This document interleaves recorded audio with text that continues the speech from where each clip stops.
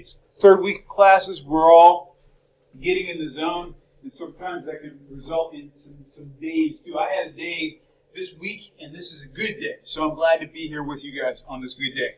Guys, what we're going to be doing today, we are going to be continuing Chapter 2, talking about business models. And we're actually going to do a little exercise in class where we're going to have you do the exercise you're going to be submitting next on an idea of your choice. So what we're actually going to be doing is applying the 8 elements of a business model. Now this assignment, I moved the due date back to the 7th. So it's no longer due on Monday. You have all week next week to do it. So we've got extra time. Is that okay with everybody? Excellent. That means, what that means, guys, you can spend your whole weekend celebrating Groundhog Day. I did that just for you guys. So, guys, we left off, by the way, you guys all know about Groundhog Day, right? It's a big deal. Oh, Friday, we're going to talk all about Groundhog Day. Guys, we left off talking about the 8 elements of the business model. But before we get into actually applying these, we need to talk a little bit about funding. Guys, what are some traditional ways that people have tended to fund businesses? If you have a startup idea, how do people get the money to get their business started? What are some ways? Yes? We can take out a conventional business loan. Got a little more challenging after 2008 and the recession and a lot of new regulations that are put in place. But traditional financing, are there other ways that people have financed businesses in the past? Yes? Crowdfunding. We're going to be talking significantly about crowdfunding in this slide as well. Has anybody here ever contributed to a crowdfunding campaign? You mind sharing? It's like a cartoon where you put on the end of the back and then it does it for you. Fantastic. Like an auto tuner. Excellent. Excellent. Anybody else ever contributed to a crowdfunding campaign? I've been on the other end of a crowdfunding campaign. We've actually used crowdfunding for some financing. I'll be bringing in Mr. Donovan at some point this semester to talk about some of his successful crowdfunding campaigns. For his last record, he earned over $30,000 in crowdfunding to finance the production of the record. So it's very possible to do. What are other ways that people tend to finance businesses? We have traditional financing, we have crowdfunding. Is there another way? If you had a great idea and needed $500, where would you get it? Exactly right. Family. Family's a big deal. Jeff Bezos started Amazon with money he borrowed from his family. Steve Jobs borrowed money from his family. Those are our traditional ways we can go. We can also get into what we refer to as incubators and angel investors. How many of you have done any work with the Small Business Development Center? Anybody here done any work with the SBDC? What have you done, Brad? Well, I work there like a few times a week and basically just work with people to like get their business started, help them get either loans or grants to do whatever they want to do in the community. There's tons of money out there, isn't there?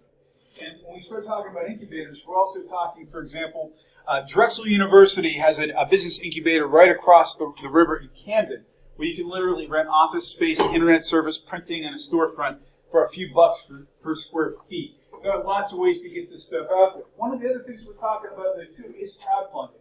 And because so many people have been interested in crowdfunding, it's necessary to talk about it, first of all, at the 30,000-foot view, and then the actual financial level.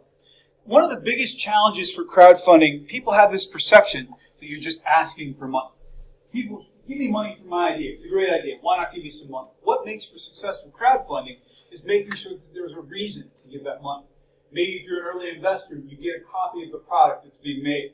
If you're contributing to a band, for example, you're getting an early copy of a CD or a T-shirt, for example. We're looking at this more as the idea of a smaller and more agile stock market. Think about it. What's the difference between an individual with a $500 idea and a stock going public for the first time? What are the big differences between the small fry and the big fry?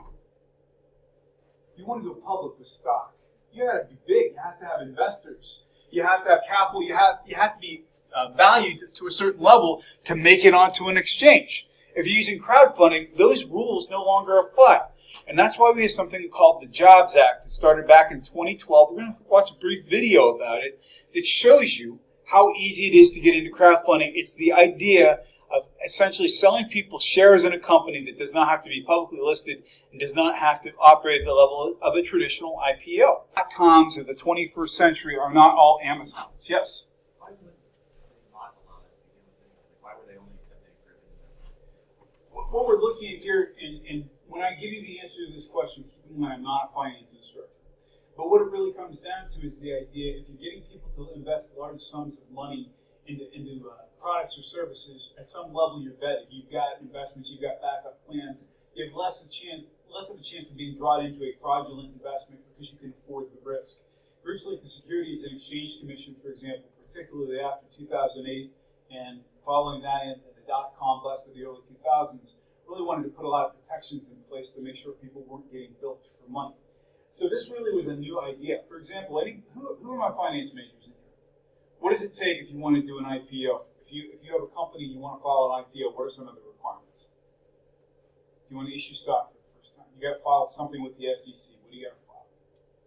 A prospectus. So you have to be able to show that your company is financially viable. You have to be able to show that you're going to be able to weather financial storms. They call these things the acid test that they put in after the recession in 2008. So this is something, because we're operating on a smaller level with this kind of seed capital, the thresholds are low. Generally speaking, we're talking about companies that would be valued of $1 million or less. Does that make sense, guys? Okay. I bring that up there to say that there are innovative ways for us to be able to do financing on this sort of stuff. So what makes for successful crowdfunding? I think it comes down to having a built-in network, having a product or service that people actually want, incentivizing people to actually want to be a part of your process. For example, just asking for money and doing a GoFundMe so people will get behind your big idea is likely not going to bring a lot of money into your big idea. Guys, what I am going to start off with today, we want to apply the 8 key elements of a business model to your ideas. So here's how we're going to start this today. First off, the slide that I have up on the screen, sorry it's a little hard to read with the glare in here, is exactly the slide that I am asking you to fill out for your homework due on the 7th. I'm asking you to tell me your value proposition. In other words, why people should buy from you. Your revenue model, how you actually make money. What's your market opportunity? Are you going into a crowded market space? Or are you fulfilling a niche that nobody else is doing? How many other competitors are there in your competitive environment?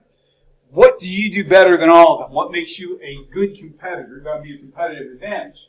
Your market strategy, how are you going to reach the consumer that you want to reach?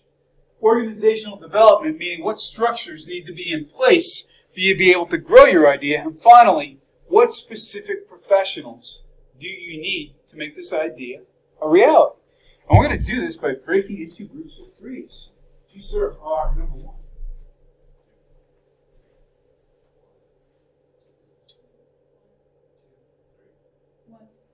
All right, the 1s are going to gather here, 2s are going to gather here, 3s are going to gather somewhere in the back. And I would encourage you to consider proposing your idea and having your friends help you do your homework. So I would like you to take a few minutes to start discussing this. Don't worry about being perfect. All right, let's talk about your business, Jess. What's our idea here? Okay, so my idea was to have a rental service for What's up, guys? So like I had a friend who really likes to cook and she likes to use these different appliances for recipes, but she only uses them for like a couple of days. Then she doesn't use them, but then like she doesn't have any more storage room. So I was thinking to like have like a rental company so people could just rent like the equipment that they need for like X amount of days and return it. So yeah, that's my idea. And how would it work? Like, what are the actual mechanics? How we would use this service? So it would be like online, and then people would just have to like go onto the website and choose what they want to rent, and then like they can choose it for like it would go by days. So if you want like 5 days, they can like choose it, so it wouldn't be like very rigid.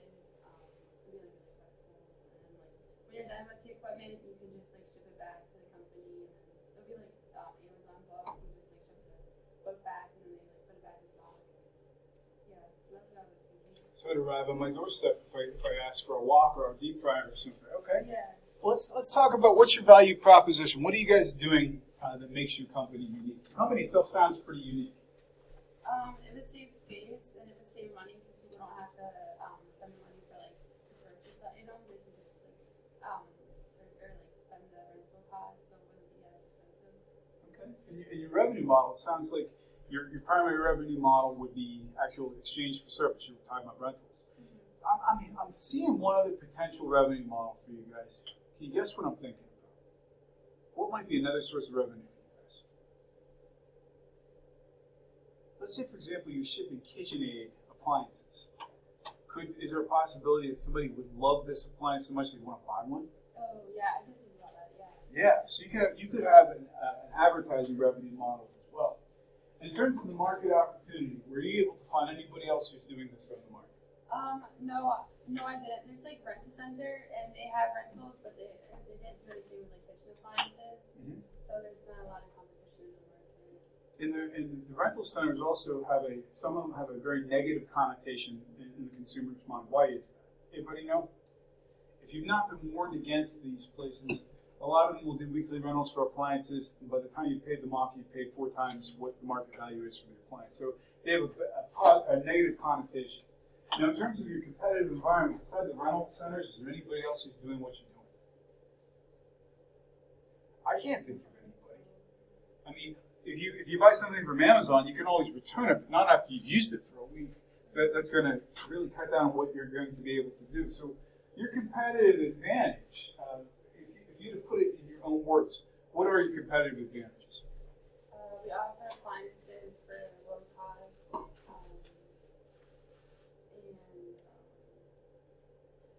we give people the opportunity to rent appliances who don't have the room or the monetary ability to purchase these appliances on their own terms, and they can save space. And I think it's a really cool idea. How would you get the word out about this particular service? What are ways that you would market a service like this? Probably like social media. I was thinking especially like college students, like they don't have a lot of money after college or in college, so it can apply to anybody, but like college students really are involved in social media. So, I would think you also, if you get into things like cooking blogs and things that are popular, even especially YouTube videos, if you get an influencer who would be saying, hey, by the way, this wok that I'm using for today's episode, I borrowed it from whatever the name of the company ends up being, I think that could be powerful too. In terms of what kinds of things, we say organizational development, what's it going to take from a functional standpoint to make this business work, guys? I think we're gonna have to get like a loan or something to purchase the equipment. Mm-hmm. To start a website.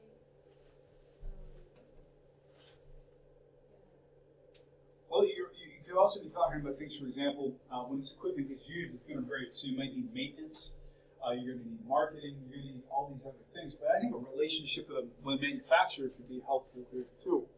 In terms of the people who would know this, how to make a company like this work, and the other groups, feel free to chime in. What kinds of skills are we going to need to make this company work? If we look at your management team, the people who are actually going to be steering the company, what kind of skills are we going to need? Any thoughts? You had to think about what types of expertise would be required for a business like this. What are some things that would jump to mind? I would think definitely logistics. Somebody who knows, for example, if we're managing inventory and things are coming in and out, it could be damage in shipping, logistics for sure. Any other kinds of skills do you think we're going to need? Yes. So need some kind of like legal team for people that don't return the product. Reclamation of product for sure. I would also say, I agree with that. I would also say we're going to have somebody who's good at things like sanitation. Because let's say, for example, what we're actually doing here is taking food preparation devices, and when they come back into the shop, we're going to have to make sure they're clean and safe to send back out. So we could be talking about lawyers there as well. And in terms of other folks on the management team, there's one other thing I think you probably should have on staff in terms of expertise. I'm thinking involving the food itself. What am I thinking of? Yes? Like a professional chef, maybe include cookbooks, or like you can make with like this item is great for, and then when you buy it, like include a recipe that you could make with that item. Exactly right. Let's say, for example, this company is partnering, let's just say with Martin's, because they're a local store brand. People can go on and say, hey, the supplies for this recipe were brought to you by Martin's. For example, you need somebody who knows how to make good recipes. And you can go even further with that in terms of the management team. But to make a business like this successful, those are things you need to have backing you up. Any other input from the other two teams? What do you guys think of this idea? Yeah. I think it's good, definitely for bigger items, but shipping would definitely, I think, be the biggest, because, I don't know, at least when I cook, it's like on a whim for me, so like it's never like something I plan out in advance, but if someone's like maybe a small time caterer or wanting to do something for a party, like audience would definitely be a foodie audience, people who like to try new and unique things, I think. And shipping, if we're talking large appliances, that could factor in. By the way, that could also be another part of your potential thoughts about revenue. It could even be a subscription-based model where somebody would pay a fee. Like, for example, how many of you have an Amazon Prime subscription? Yeah. Well, what are we paying for primarily? We're paying for that free shipping. It's not really free. We're just spreading it out over how many orders we make during a given year. Any other thoughts about? I love this idea. Any other thoughts about this idea? Yeah, if you start this business, I'd sign up for it because it would make my life easier with my wife's addiction to cooking appliances. But seriously, you don't even know how much stuff my wife owns. Who would like to go next? The 2 groups remaining. Yes, Hunter, let's talk about your idea. Explain your concept. Okay, so my idea, it's primarily like an object, but it has a website and app that goes along with it. But it's called Chronos Case, and it's a phone case that incorporates 3 different items that I haven't been able to find in one phone case, which is portable, which is like a built-in SSD or storage, a power bank, and then Bluetooth file transfer. So the idea for this case is like for people, it's ideally for people who are like running low on storage or don't want to upgrade or just don't like the idea of using the cloud and want things stored locally. If you download the app, you can access everything on the case and store things directly right there and share to Facebook, Reddit, Twitter, all from there. And then if you download through our website the partner application for computers, you can also share like files, whether it's photos, videos, or documents, directly from the phone to the computer. Because like my favorite part of an Apple ecosystem is the AirDrop, because being able to AirDrop stuff to my Mac is like the best for me. But whenever I'm using my Windows laptop, I can't do that. Okay, so you're really talking about an interesting bridge technology here as well. So would I be correct in saying your value proposition is you're combining a lot of things that people want into one convenient package? Yes. Okay. In terms of your revenue model, obviously we're talking sales. Are there other potential revenue models? I don't really think. I mean, we could go into cloud storage if I wanted to, but I feel like that defeats the purpose of the phone or the case. But I really think it's just selling the cases. It's interesting because you're really kind of creating dispersed physical cloud storage for people to share things. When you think about what we use the cloud for, it's kind of like, and you could have all kinds of fun marketing in that too. What is your market opportunity? Why is there an opening for this product? At least with Apple iPhones and now with newer iPhones, or not iPhones, but newer phones in general, expandable storage isn't an option. Like I know with some Samsungs, they might still do it, but you can put in an SD card to increase your storage, and I don't think that's around anymore, and that's never been a thing with Apple. So people not initially wanting to pay that $100, $200 to upgrade their storage, and now realizing they're out of storage, but not wanting to buy another $1,000 phone, they buy this case, and then they're able to expand out. I think there's a lot of folks who would probably be more likely to hang on to their existing phone because of this too. That's really interesting. And in terms of competitive environment, do you really have a direct competitor? Not that I've seen. I've only done a little bit, but I haven't seen anybody that I've seen like storage, and I've seen power cases, and I've never seen anything that has like Bluetooth file transfer. So I really think this would be the first of its kind case. So you might have some indirect competitors and people who are selling cloud services, for example, if they're doing Apple backup or paying for Google or whatever. But no real direct competitors. What is your primary competitive advantage? Why are you above all these other folks? Still in this like day and age, cellular data and Wi-Fi is still a little bit spotty. So our biggest selling point would be like everything is stored locally on your phone. You'll never have to worry about. Also for travelers, like if you're in another country or traveling on an airplane where you have to put an airplane mode, you'll still have access to all your files. You'll be able to drop them to your computer. You'll always have everything with you, 24/7. You won't have to rely on an internet connection to get that. I think your business travelers, by the way, particularly those traveling to China, would really appreciate this. I don't know how many of you guys have heard this, but there's a lot of bias against using Wi-Fi networks and cellular networks in China because of the amount of intellectual property theft. I know we've had quite a few EIRs come through campus who basically say when they go to China, they get a burner phone, they get a basic flip phone to use while they're over there so that their own data is not compromised. So you may have another audience there. How are you going to market this? If you had to say how are you going to penetrate the market, how are you going to get people to know about your device and your service? How are you going to attack that? I think a lot of it would be like pushing it more towards younger teenagers who don't really have a choice when they get a phone, and now they're in this situation, and then all the way up to anyone. Like I know some, like my grandparents get attached to their iPhones and they don't want to upgrade. So people who just need more storage and don't necessarily want a whole new phone. So it's very wide. I think the business market could be too if we paired with companies, because you always have your phone on you, almost always. You never go anywhere without it. So not having to worry about carrying a portable SSD or a flash drive with you at all times, you can just drop it right to your phone and it's stored on that case till next time you need it. I think that in terms of the way you could segment the different markets you're going after could be huge here too. I think my personal belief that the business part of it could be a whole separate segment for me too. Now, in terms of organizational development and management team, let's approach those together. What kind of skill sets are you going to need to produce this? Since this is a full-fledged company, Yeah. just a few would be like a marketing lead, because we're not going to sell if people don't know about it. A developer for the software, the app, continuously keeping it updated and staying with that. Software engineer again to go along with the app and the website. Someone to a manufacturing team, because obviously we're building a case that's incorporating 3 very different things. An accounting lead, we're a business, someone needs to keep track of the money. Finance again, Sure. Money. Someone with hardware to make sure that we're maybe striking deals with Samsung or Western Digital to find a good cheap storage unit that we can put in with the case, along with the Bluetooth and again the batteries.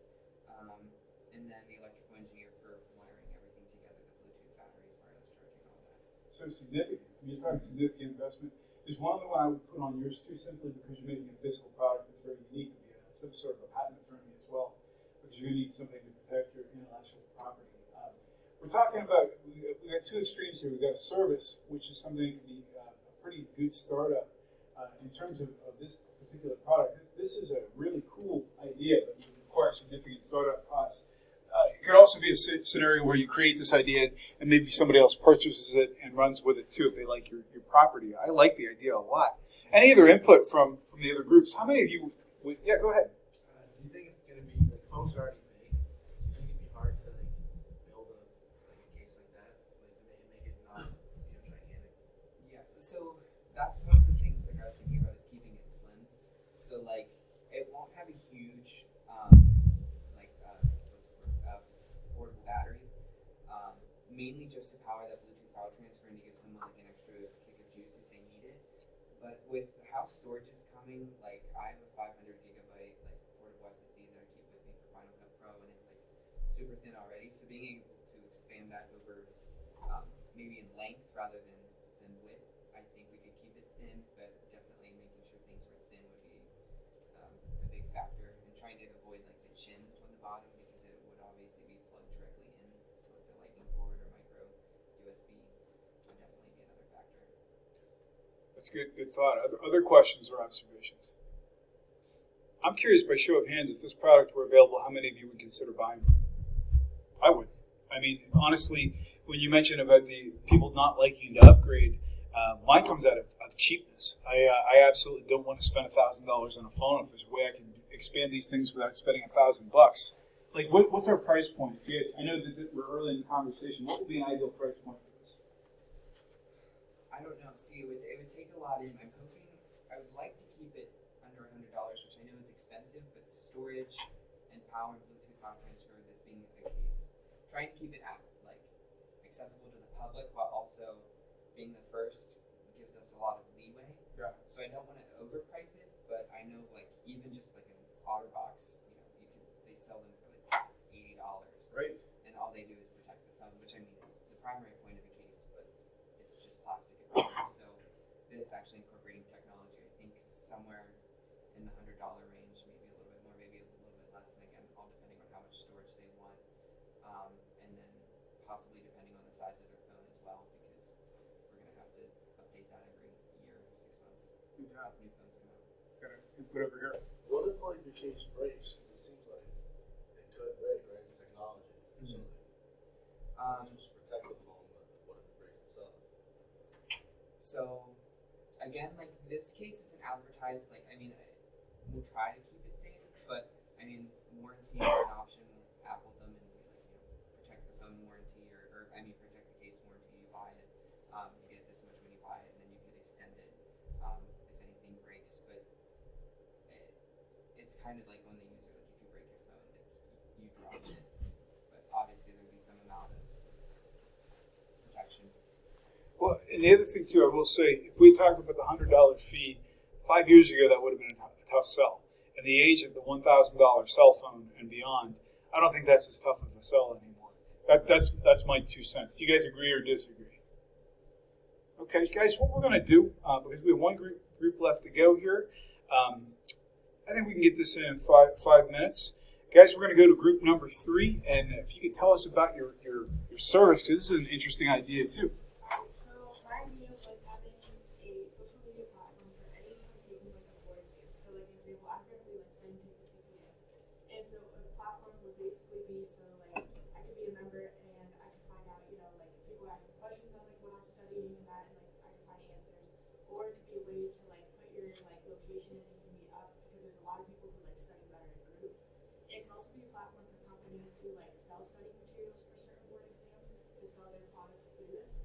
So, and it could be like any for like anyone. So anyone taking like a business type of exam, medical board, law, like really anyone. So you're talking actually about the freemium business model. You can get in and get some things for free, but you might have to pay for things. Is that sort of what we're talking about? And so in terms of our revenue model, are we talking mainly subscriptions, or what? So it's kind of going to be a mixture of all. So there would definitely be like advertising, just through like all the advertising that would have to be done, as well as potential subscriptions. And also we're talking about maybe like a sales in type where if they do partner with like the different companies who are selling the study material, that they can require like if you buy it through like the social media platform, then we get a certain percentage. I can see, for example, too, if we look at some of the big accounting, big accounting firms. If you think about, they would have a reason to invest in this as well because it's a recruiting platform. So I think that advertisers are selling the study materials, but also like anybody who wants to recruit CPAs could theoretically pay into this as well. Now, what's your market opportunity? Why is this something that could be open for the taking? There's not really another company like it in any way, and also like it's very convenient. So like you have like people can go and like ask questions, or like they can study through that, or like get groups to study, or like they can buy materials. We've got kind of a unique market opportunity. Are there other competitors, direct or indirect, you're dealing with? I mean, there's like definitely like Facebook groups of like the study material, like that stuff. But other than that, I don't really think there's any competition. Now, are there online courses for the CPA as well that you could consider maybe indirect competitors? Yeah. Okay, so that would be your traditional indirect competitor. What do you have over those folks? What do you have over them? What do you guys have as a competitive advantage? So I mean, like you could almost like I would say partner with them. So like you could like buy, I guess like so right now like I'm taking the CPA course through St. Francis and we use Wiley. Like they do have like they teach you lessons, but they also teach it to like a point. Like you definitely have to know your background stuff, or like they don't teach it fully. So you gotta like really know what's going on still. So like it still arises like a bunch of questions for people to know stuff. So you could potentially be pulling in other content from other places. If people wanted reviews, for example, because not everybody goes right into the CPA. Okay. Now, in terms of how are you going to market this? How are you going to get word out about your service? A big way I think would try to be to partner somehow with like boards or get them to sign off and like certify it, so that like right because like no matter what exam or board you take, you have to go through like their board's website, sign up, get the information, like the requirements. So if they're advertising it right through that, and like if they're like advertising it, like people are gonna be like, oh, like this is legit. This should be like a good basis to start with. Okay. And in terms of your organizational development, your management team, what kinds of skills and individuals are you going to need to power this company? Definitely having like a strong advertising department, as well as like people who are researching like maybe the different like board requirements or like different companies to partner with. I would think too that depending on where you ultimately go with your revenue model, that would affect it too. So, for example, if you're going with the idea of Price Waterhouse or somebody being a sponsor, somebody with a background in things like recruiting may also be interesting as part of your management team as well. Guys, nice job. What we did today is essentially walk through what I'm asking you to do for your next exercise. For those of you who volunteered your ideas today, congratulations, you already did your homework. For those of you who did not, what I'm asking you to do for this assignment, literally this PowerPoint slide you see up, I put as an attachment fill it in and tell me how you would answer these questions. Guys, any questions before we call it a day? Look at this, guys. We came in with a positive attitude. Now the sun's shining and the sky is blue. Thank you, guys. Have a wonderful day.